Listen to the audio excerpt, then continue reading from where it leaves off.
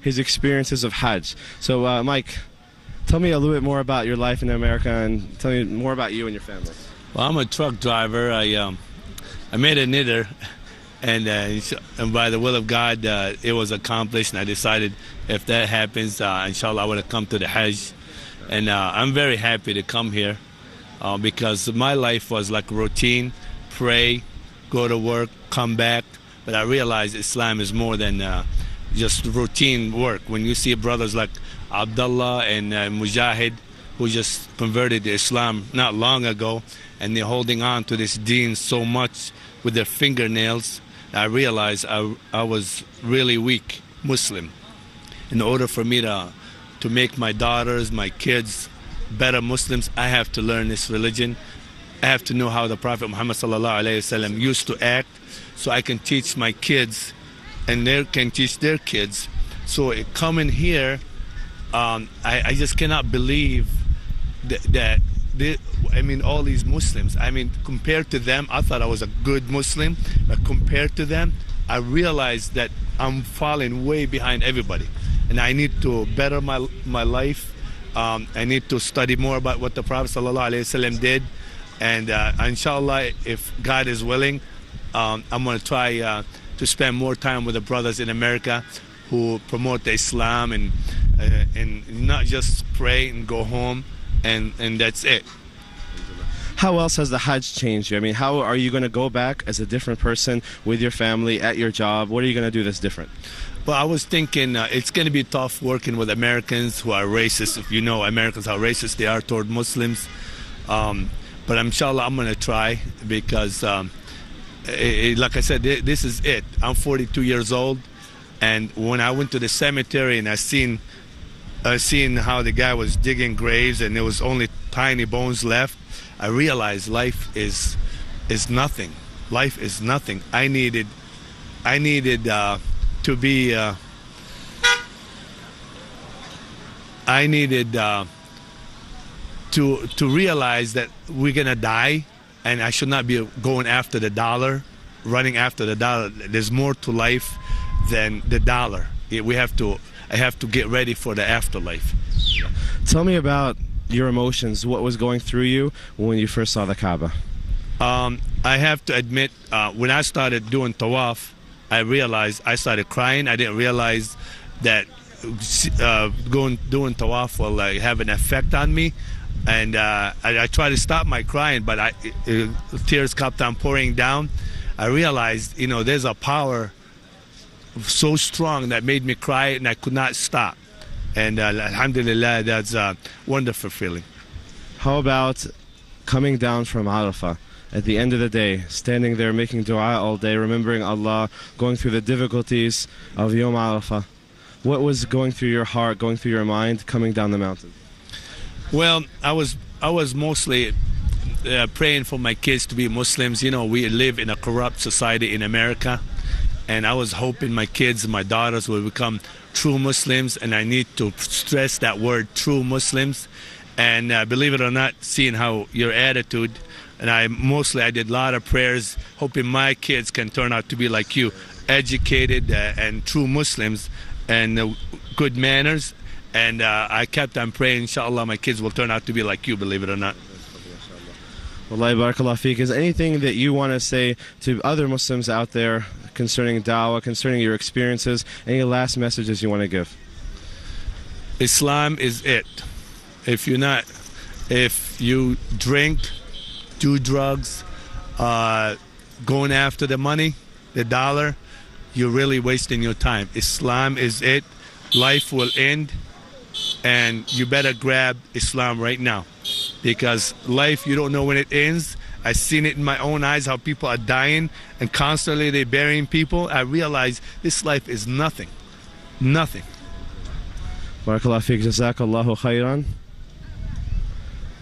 Next, we're going to go on to meet some of the other brothers who are attending the Hajj this year. Some of them, again, who have accepted Islam, others who have been Muslim and have come to a new realization of their Islam. Allahu Akbar, Allahu Akbar, Allahu Akbar. La ilaha illallah, Allahu Akbar.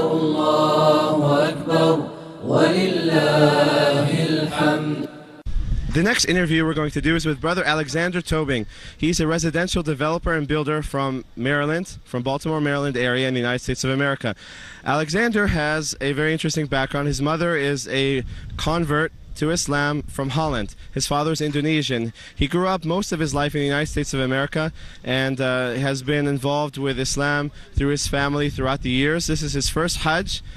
He also has continued on the tradition by having his wife accept Islam, Stacy, and they have 2 children with a third on the way, alhamdulillah. Assalamu alaikum, Alex. How you doing? Alhamdulillah, Rabbil Alameen. I want to ask you about the Hajj experience. Tell me, I mean, subhanAllah, I've watched you as we've been going through the different stages, and you've absolutely just enjoyed every moment of it. I just look in your face and you're really enjoying it. Just talk to me about the Hajj overall.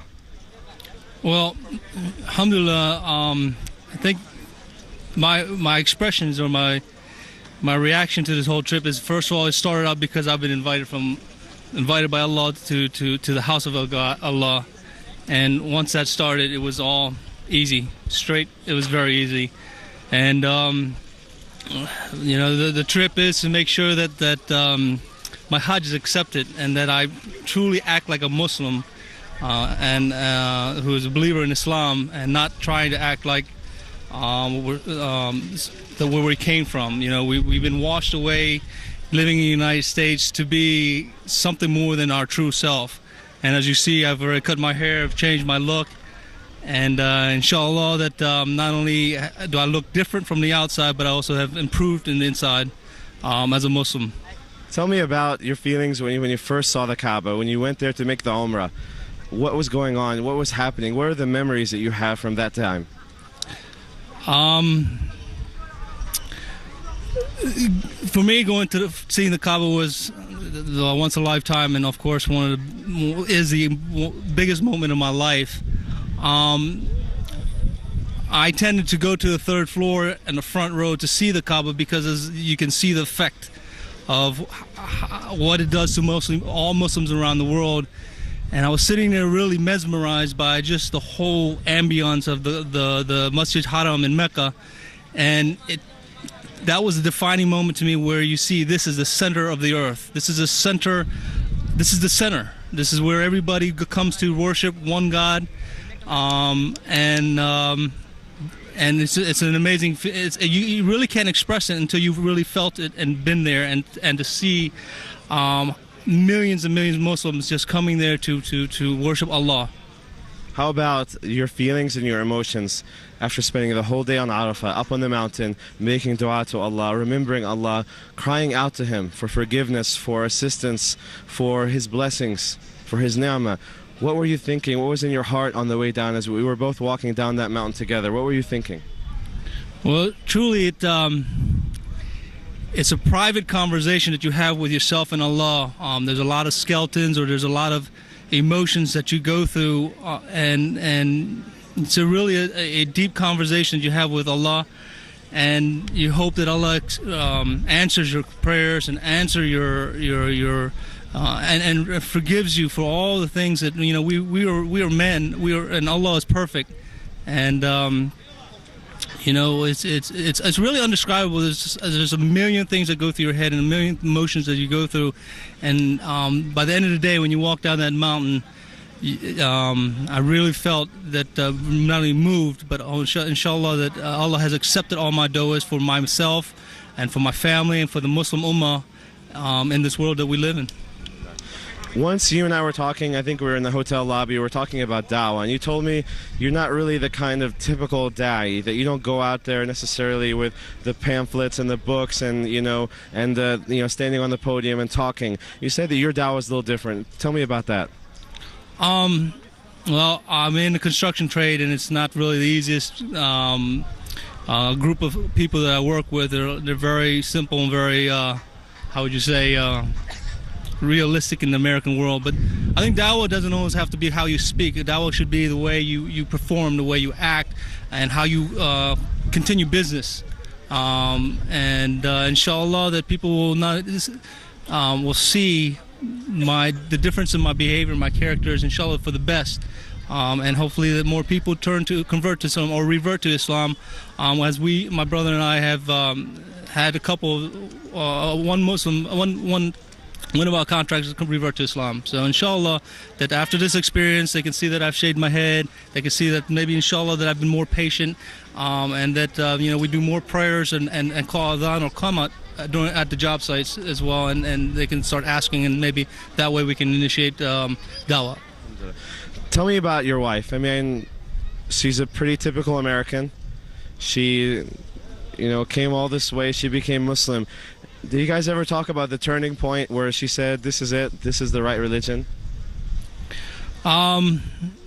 Stacy and I have a history together for a long time before she converted to Islam, and the history, the final conclusion is that we both are looking for peace, and I think that's the attraction that we had from each other, the peace within ourselves that Islam had put into us, and then our children. Our first daughter, we named her Iman because she was the one that even got us closer to having more belief and more Islam in ourselves. So it's not just my wife that we talk about or finding the attraction about Islam, but it's the whole life that we have around us, from parents to being married to having children, and inshallah for the future how we raise our children. In a few words, I would like you to tell me about how do you see your life being different after Hajj? What's going to be different about it? What's going to change?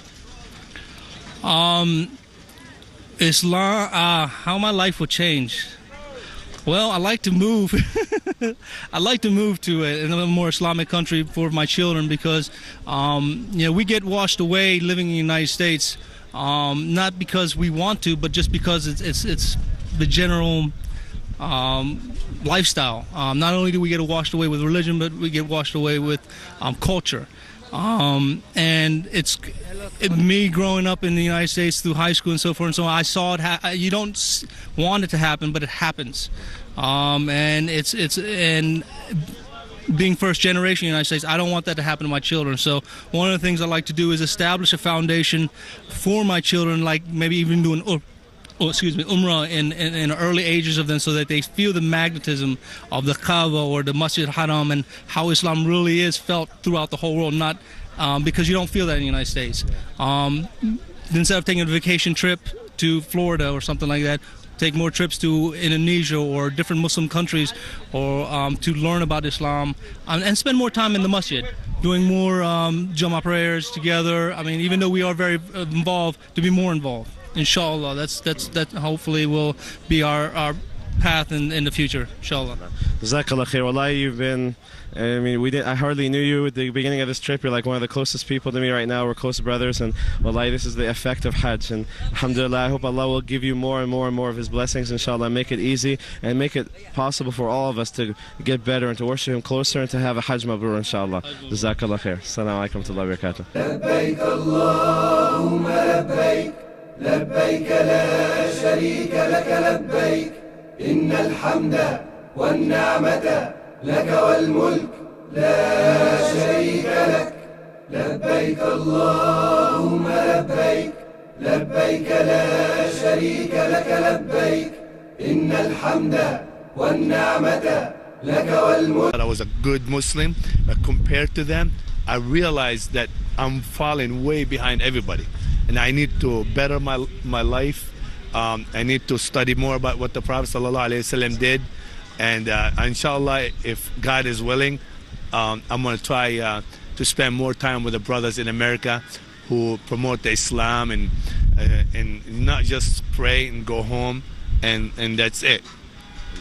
How else has the Hajj changed you? I mean, how are you going to go back as a different person with your family, at your job? What are you going to do that's different? Well, I was thinking it's going to be tough working with Americans who are racist. If you know Americans, how racist they are toward Muslims.